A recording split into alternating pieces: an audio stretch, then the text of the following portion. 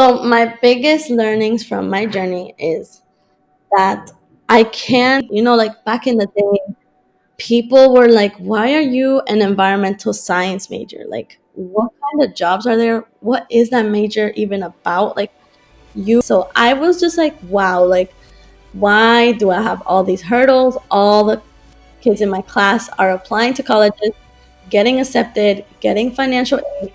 I, on the other hand, have to fill out a different application. I don't qualify for FAFSA.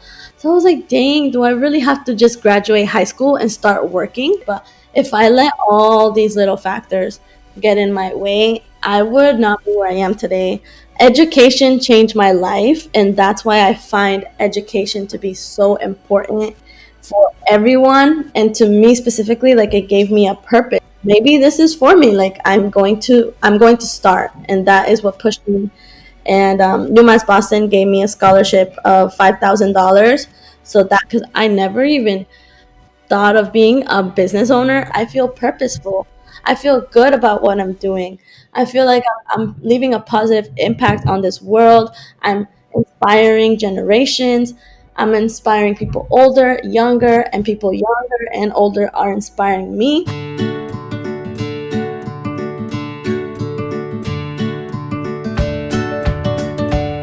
Hello everyone, this is Shweta Dalmia and welcome to another episode of the Climapreneur Show. Climapreneurs, entrepreneurs driving climate action. And today we have with us another amazing climapreneur all the way from Boston. Today we have with us Maria, founder of Boston's first zero waste shop, Uvita, one of my favorite conversations. Welcome to the Climapreneur Show, Maria. I'm really glad to have you on our show today. You've created Boston's first zero waste shop, Uvita. You know, the way you've created it, the way you're embracing all these little battles that come your way is inspiring. And I'm so grateful to have you here today. Thank you so much. I'm really excited, and I was so happy that you reached out to me because I love already what this podcast is all about. Okay, so without giving other time, we'll start. Tell us about Uvida. Like, what is Uvida, and what is this name? Because this name seems to be unique. Mm-hmm. Yeah, so the name is unique, and originally I wanted a name that had like eco in it, so it would be very Okay. clear to the public Hmm. what Uvida is about. But I took a long time to pick a name, and I Hmm. like Uvida because it connects to my Latin American roots. So Hmm. I was born in Colombia. My family brought me here to Boston over 20 years ago, and I love like the Spanish language because it can have like that very lovey feel. So Wow. life is vida means life in Spanish, and I've always loved that Okay. word. Like vida, it's life, and Uh-huh. I went to Costa Rica and I got to meet people there, and they like to say the saying "pura vida," Hmm. which means like pure life. So Hmm. I just love the word, and I was like, if I'm going to start this zero waste store, it's literally Hmm. to protect life on Earth. Like, I don't want to Wow. see the marine life dying. Like, that's Hmm. really sad to me and to everyone Hmm. in the world. And I don't want to see like how we are harming each other through environmental Hmm. disasters, through the acceleration of climate change. So I'm like, Hmm. we're trying to reduce our plastic. We're trying to reduce the toxins that we release into the environment and protect the Hmm. environment for the sake of protecting the life of Hmm. Earth and of each other. So I was like, yeah. When I was thinking of a name, I was like, I love the word life. I feel like it's going to definitely send a message and it's going to remind Hmm. of why I started anytime that I hit a road bump. So that's why I was Hmm. like, Vida. I'm set with Vida. I love that. I love that word. And then so one day I was just like typing on Google last year, and I was like, okay, what word can I connect with Vida to make it like a zero Hmm. store and send a message? And I Hmm. actually had a typo. Like I was typing really fast, and I accidentally wrote Uh-huh. you before the Vida. Oh my God. Yeah, that's how it happened. And Wow. I looked at it and I was like, "Oh, I like how that looks. Yeah. I like how that sounds." And then Hmm. it just clicked in my brain that it's like you give life So that's our Mm-hmm. hashtag, and that connects to the U. So it's like you're giving life by reducing your plastic waste, by trying to reduce the amount Mm-hmm. of trash that you put in the ocean and the landfill, like, so yeah, I Mm-hmm. I really felt like it was meant to happen that way. It was meant to happen. It's like, my God, like it just happened, Uvida. Wow. Yeah. Wow. So, like, when did you decide that, you're going to build this zero waste shop, and how did you decide this? Yeah. So it literally all goes back to my university, which I talk about all the time everywhere I go, and it's because So, are you still studying? no, I just graduated in May of 2020. Okay. Mm-hmm. Yeah, so I give them credit because honestly, like, Mm-hmm. education changed my life, and that's why I find education to be so important for everyone, and to me specifically. Like, it gave me a purpose. I didn't know what I was Mm-hmm. going to do, what to major in. I didn't know what work I wanted to commit to for Mm-hmm. the rest of my life. Like, that's a really big decision. So I ended up I started as a political science major at UMass Boston, and I just was not interested at all. Like, I thought I was gonna get into policy so I can do like Mm-hmm. environmental justice, like in those walls of like advocating, like Yes. politicians. But I just, it wasn't like my thing. I felt Mm-hmm. overwhelmed, and I was like, this is not like too. It doesn't make me feel passionate about it. And then I took an Mm-hmm. intro to environmental science class my second semester of freshman year, and that's when everything changed for me. Like, my whole life changed. I love the class. I also love the professor that was teaching because I Mm-hmm. could see how much she cares about the topic. She wanted to tell us all really what was happening in the environment and how much conversation there isn't around it and what that Mm-hmm. threat is. So I was like, wow, like, this is actually a problem that is important. Yeah. This is an area of expertise that enough people are not going into. Like, this Mm-hmm. like field is very small, but it's a very big Mm-hmm. problem. Like, it affects everyone in the world. So I was like, if I can help bring better air quality, I'm not just benefiting one person in one office. I'm benefiting everyone in the community. I'm benefiting people of all incomes, race, background. Like, I was like, clean Mm-hmm. water, clean air should be like given to everyone, no matter what you look like or how much money you Mm-hmm. have. So I was like, finally, this is it for me. Like, this is something I don't mind spending the rest of my life doing. Mm-hmm. So that's how it literally started. And then through the classes, like sophomore year, Mm-hmm. when the professors would teach us about plastic pollution, I was so disappointed because I'm like, us humans have created this problem ourselves. Why can't we create a solution? Like, we Yes. invented plastic only 100 years ago. Mm-hmm. Like, we're always adapting. Why haven't we found the alternative to plastic, or why are we Mm-hmm. stuck in this plastic pollution problem? So that's when I was like, one, nobody outside of my classroom was talking about climate change or plastic pollution or anything like that. So I felt like I didn't have that community. I was like, I feel like more people should be talking about this, and Yes. I don't want it to just be me and the three friends that I made in my Mm-hmm. class and the professor. Like, this is a big combo. So Mm-hmm. I started writing down ideas of like ways that I was contributing to hurting the environment. So I was using a lot of plastic in my house. I was Mm-hmm. shopping, like just going to like Shaw's, the local grocery store, and just packaging everything in plastic Mm-hmm. and just not thinking about the consequences or lack of accessibility to non plastic alternatives. So when I looked within myself and how I was impacting Mm-hmm. the environment, I was like, there's no way I can tell other people to stop Yes. if I'm not stopping myself. Mm-hmm. So that's when I was like, okay, if I'm going to buy like this shampoo, what other options are there? Because I need shampoo. So I was like, all right, Mm-hmm. now they have shampoo bars. Oh, now they have like refill stations at Mm-hmm. some stores in other countries and Mm-hmm. in other parts of the US. So I was like, I want that and I need that in my community if I want to reduce my own personal Mm-hmm. plastic waste. And then I realized that Boston doesn't have one. So I was actually like a little distraught. I was like a little disappointed because I Mm-hmm. just was like, Boston is looked as to be so advanced, so much money Yes. there. There's so Mm-hmm. much innovation, and I love that, and that's why I love living in this city. And I was like, the one thing that I'm passionate about, I don't see Mm. people doing it, but everyone is Yes. doing everything else. So I'm like, maybe this is for me. Like I'm going to start, and that is what Yeah. pushed me. And UMass Boston gave me a scholarship of $5,000.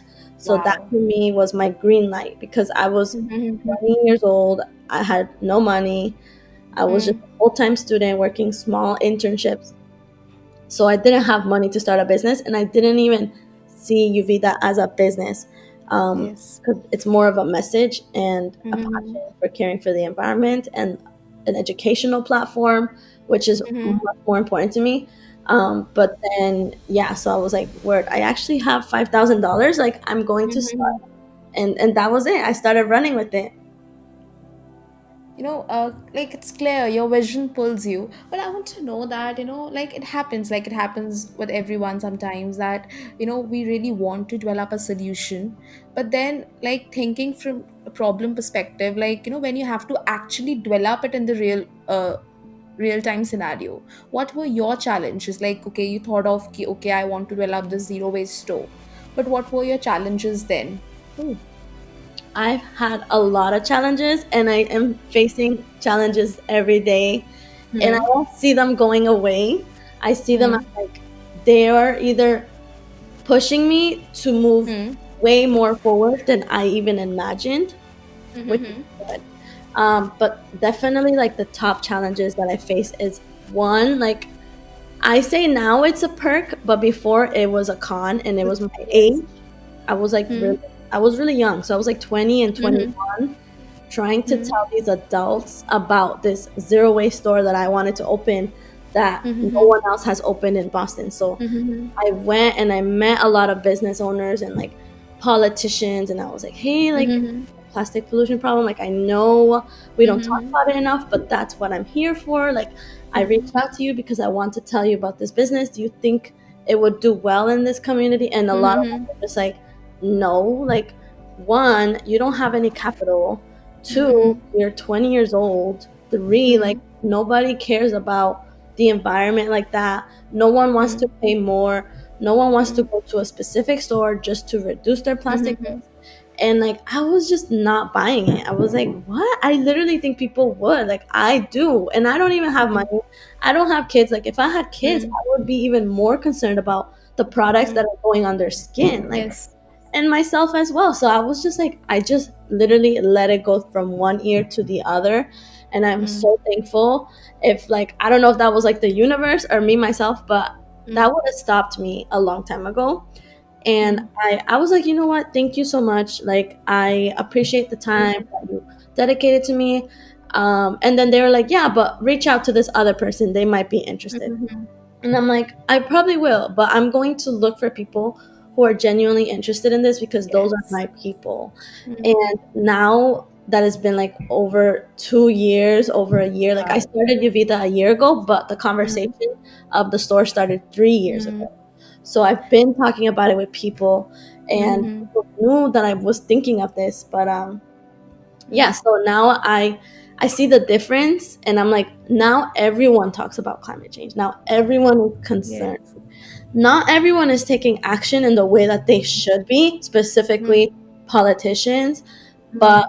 it's growing, and that's what I like to see. And that's why I'm like, finally, all the hurdles and like the Mm. stop signs that I passed before are now green Mhm. lights, because I'm like, I could talk to anybody about climate change, and they're not gonna find me as a weirdo. They're not gonna say, oh, she's Mhm. just like a hippie, like, whatever people will think. Yeah. Like, I'm like, no, that's old now. That was so like 2017, 2018. Like, Mm. now we all are more educated on this topic, and we all know that Mm. we need to do something. So that's a really good one. Yeah. But it's definitely just been like my age, my lack of capital because of Mm. my age. And then, but now I'm Mhm. like, young people are really taking a stance. So Mm. I'm happy because we're all like on the same team. Mm. Now it's just like the capital to reach more people, to be able to put a refill station at the store, which I don't have yet, and I just Mm. started it. So like Mm-hmm. I've been talking about this for 3 years, but because of the, my parents have money, but they're not gonna allow me to like take that from them, and I wouldn't allow myself either. So this is all like from the ground up, and I know that in the future I'm gonna be very proud of that because every day is like a step forward. It's beautiful, and I'm so sure that you will do this. And like it's beautiful. Actually, it just kind of tells us that we need to believe ourselves more. We don't need to listen what people tell us every time. So it's just that we need to believe ourselves. We need to believe our journey. Mm-hmm. And Yeah. if we trust in the cause, it we don't need to care that what anyone else is saying. And Mm-hmm. I'm so sure you're gonna have the refill station like really soon. Yeah. I already started it. I'm so excited. Yeah. Every day. Okay, so my next question was actually this only. What excites you the most about your weather? Okay, so honestly, what excites me the most is the Mm-hmm. educational aspect of it. Um, Mm-hmm. I love talking about the climate change problem because Mm-hmm. it's just exciting to think of solutions.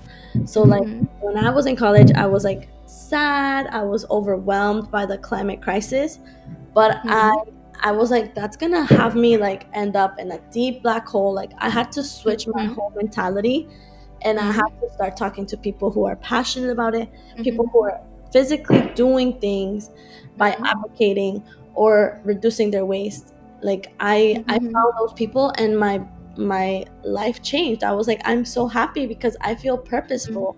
I feel good about what I'm doing. I feel like I'm leaving a positive impact on this world. I'm Yes. inspiring generations. I'm inspiring people older, younger, and people Mm-hmm. younger and older are inspiring me. So I love the educational aspect. Like, honestly, if I didn't have to do like the business side of it, I would Mm-hmm. focus on like recording a bunch of videos and talking about like, oh, like this Panera bread now has like a climate Uh-huh. menu, like little interesting things like that. That it's like, look at Mm-hmm. the market, it's changing. Mm. A climate menu, we've never heard of that, and now Panera bread, like a really big chain store here in the US, is now starting that. And it's like the goal is to like show people where their food is sourced from, and also sourced locally, and show them that the food that they're eating is sourced locally. So I'm like, wow, like I never saw them as leaders, I just saw them as Panera bread. But now because of that, I'm like, they are leaders, and Mm-hmm. because they did that, all the other chain stores hopefully are gonna be intimidated by them and Yes. realize that they too need a climate menu. And Mm-hmm. it's educational things, news, all about like upcoming projects, like plastic alternatives. That's my number Mm-hmm. one. Like, I'm always looking at videos that show like things that can replace plastic. Mm-hmm. Because like back in the day, I'm like, why don't people like do more experiments on this? Like, why Mm-hmm. don't people invest in researchers that Yeah. are trying to come up with something better than plastic that isn't harmful to us and to the environment? Like, we have things that we need to solve, and that's what humans like to do. We like to solve Mm-hmm. and keep developing and moving forward. So this is like the perfect area. Now I see the videos everywhere. I hear about biodegradable plastic, hemp plastic, like coconut husk. So Mm-hmm. like, I don't know if they're like the solution, but the Mm-hmm. conversation is there, and the innovation is right here, and it's coming, and it's growing, and so that's really exciting.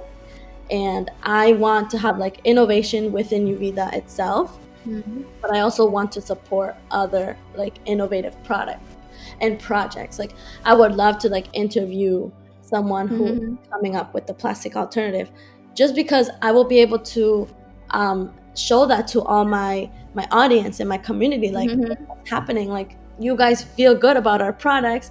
You're Yeah. reducing your plastic waste, but at the same time, you're being educated and you're being Mm-hmm. updated on all the new innovations that are happening that are exciting, and will show you that like the little changes we're doing are paying off. So Mm-hmm. that's like so exciting to me. That has my heart. I love talking to kids like in school. Mm-hmm. I never thought that I would be able to use my business as that connecting bridge. Mm-hmm. But I have like I used to give speeches like at middle schools, um, Mm-hmm. about like climate cafes. So I would host a climate cafe. Wow. I would contact the teacher. They would obviously Mm-hmm. like background check me and all that stuff. And I was Mm-hmm. like, yeah, like genuinely, I just want to have kids know about climate change, but not in Mm-hmm. a sad way. Like I want to Yes. inspire them and tell them like you are the leaders. Like you Mm-hmm. are the solution. Like if you bring this up to your parents, they're gonna feel more connected to the community, to the issue. Mm-hmm.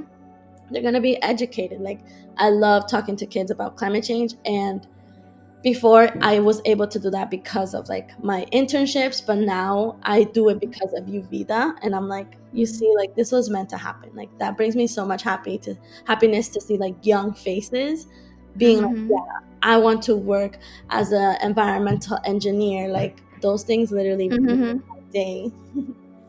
Yeah. Yep, but Maria, like you are clearly living your passion, and your voice literally reflects that passion, reflects the kind of love you have for Yovida and the kind of passion you have for climate action. It's beautiful, it's beautiful.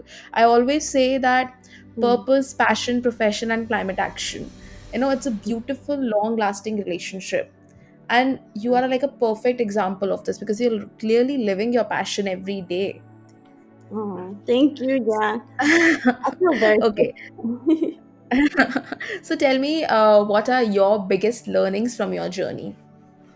So my biggest learnings from my journey is Hmm. that I can't just stop. Like one is like I can't stop because my body and brain won't let me, but also Mm-hmm. biggest lesson is like I can't stop because of the environment around me isn't supporting that. Like back in the day, Yeah. people were like, why are you an environmental science major? Like what Mm-hmm. kind of jobs are there? What is that major even about? Like Mm-hmm. you literally are going to college paying this much money, which college in the US is very expensive. And they're like, just to study environmental science, like, why don't you do business? Why don't you do biology where the money is at? Mm-hmm. So I was like, at first, I was like, I'm so confused. Like, I was miserable when I was doing political science. Like, this is Mm-hmm. my happiness. Like, now I'm actually staying after class. I'm talking to my professors. I'm going on lunch breaks with professors because I can talk about this all day long. And I was Mm-hmm. like, I just didn't want to have all that like shadowing and negativity stop me. And also, it was like another part was my parents. Like, my parents are very supportive, but they're also like, like immigrants. So they are Mm-hmm. very focused on survival.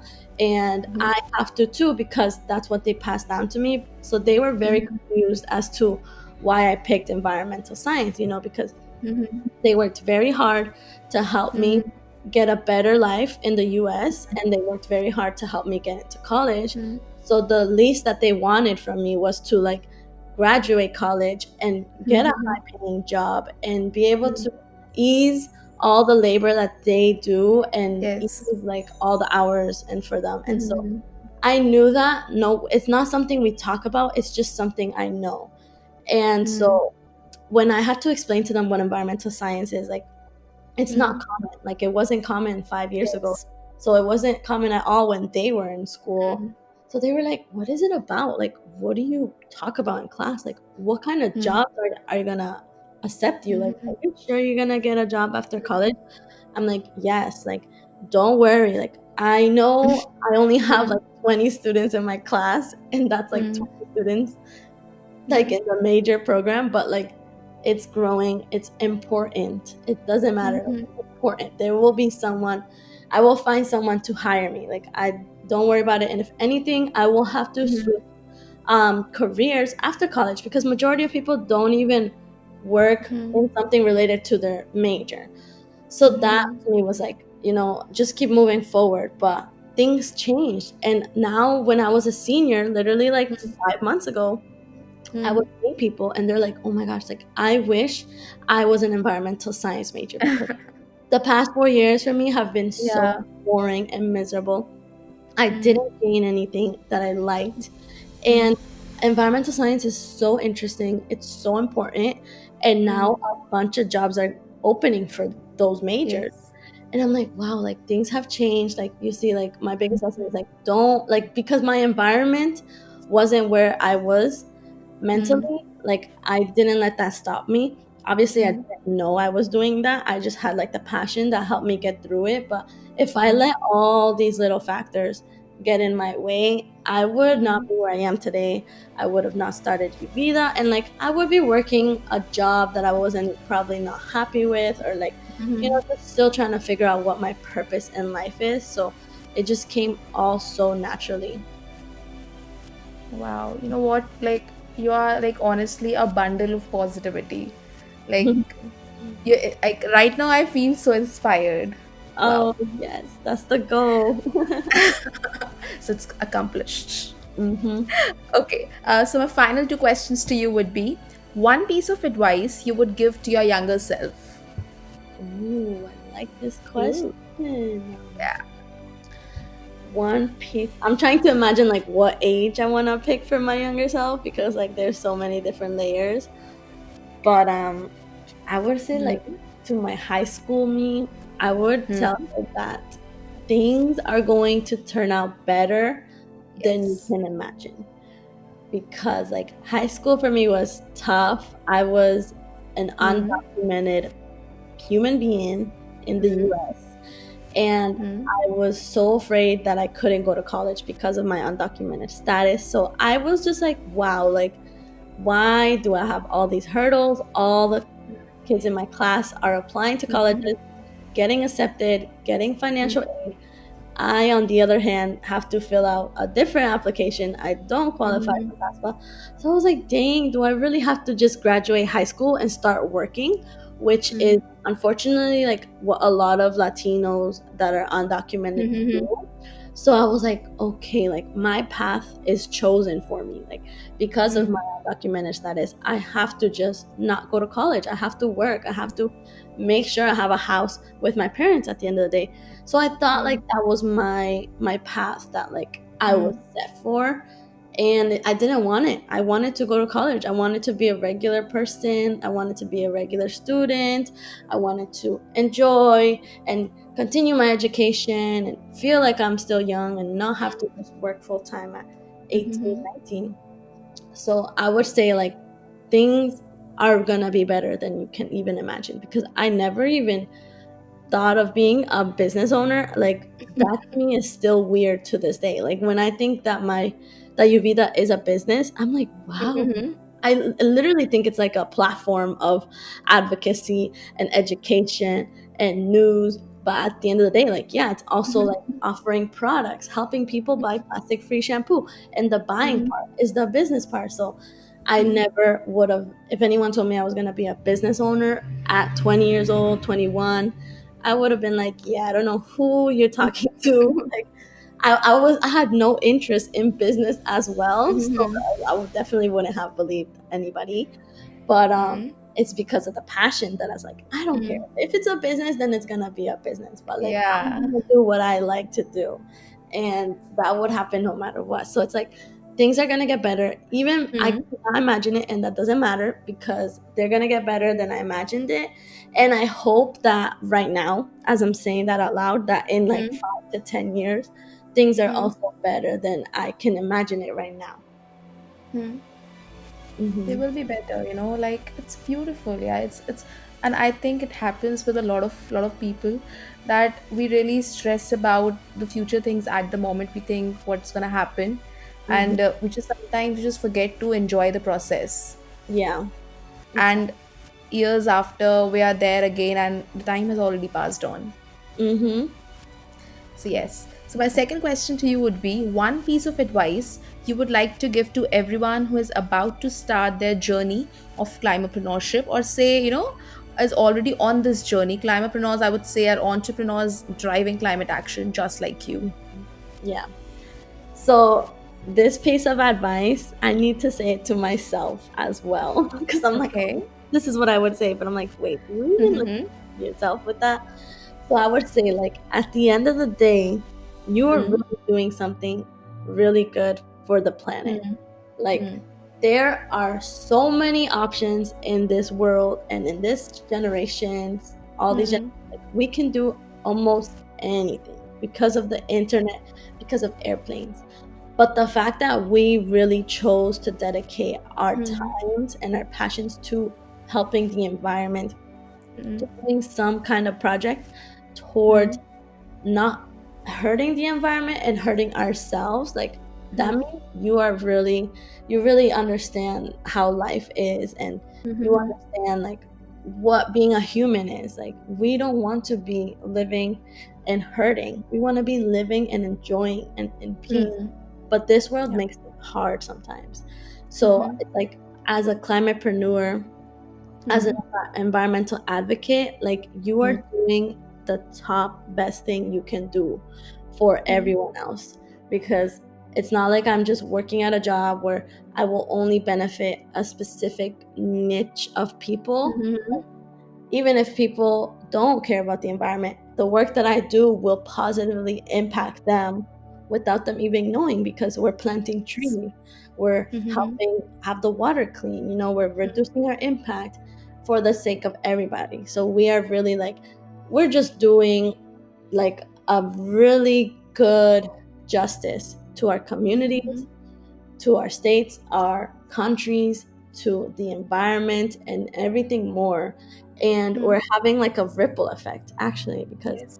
more and more people are being inspired. And there's also a lot of girls that I know, like, before they didn't really like pay attention to the zero waste journey. Like, they were like, it's not really like that talked about, or there's not that many products and it's not that important. But now I see people making the switch on their own, where they're like, you know what? I don't want to feel guilty. I want better products. I want better ingredients. Like, I don't trust these companies that have been around for 100 years and don't change their ingredient list and have like chemicals that no one can pronounce. Like, people are taking the initiative for themselves to be like, I deserve better, and that means I'm going to have to do this. I'm going to have to change who I put my money in, who I support, what I talk about, and the people I surround myself with. And climatepreneurs are doing that every day, and we're always trying to find another hand that needs that little push, that could use that conversation of the environment, could like pave the way.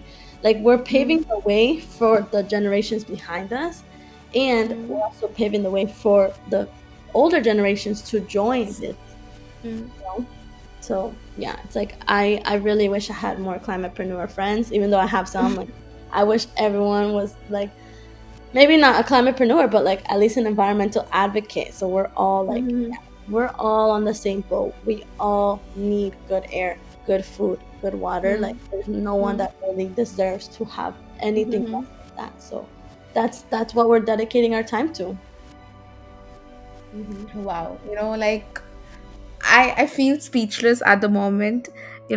Like, you're literally creating a legacy. Like, the more I get to know you, the more I hear you, I just feel so positive. Like, thank you for doing this, and I wish, like, so much wishes, and I really, really, really hope that you just keep doing this. Yeah. Like, thank you so much, Maria. Like, I would say it's our pleasure to really have you to listen to your words. And it was really an insightful session, at least for me, because Hmm. I got to learn like so much from you. Yeah. Thank you for sharing this with us. Like, thank Thank you you. so much, like, for being on the show. Thank you so much. Yeah. Thank you so much. I want to like give you a shout out for inviting me and contacting me, and us having a connection, because now we're like genuinely friends, and Yes. you got to learn about me. I know that I Mm-hmm. want to learn more about you, but like, Mm-hmm. you are also making a really big positive impact by sharing these stories with people, and I'm just super excited. And to anyone that is listening, I want to ask them like to reach out, to DM, email, do something, like make a call to action, whether that's like reaching out to someone and say like, hey, you inspired me, or like, hey, I'm actually starting this food drive because of what I Mm-hmm. read from you. Like, like, everyone that's listening, like, please just have this as your personal invitation to do what you really want to do something that makes you feel good, and in return the planet is also going to thank you for it. Oh, Mhm. thank you so much. Thank you so much. Thank you. So, I hope you all enjoyed this conversation. And my message today to you all will be, follow your passion and just try to incorporate climate action into it. Try to be a solution bearer, because that way you will be a climapreneur. You will be, impacting the world in a positive way. You will be a solution bearer. Remember, purpose, passion, profession, and climate action, a long lasting relationship. And stay tuned for the next episode.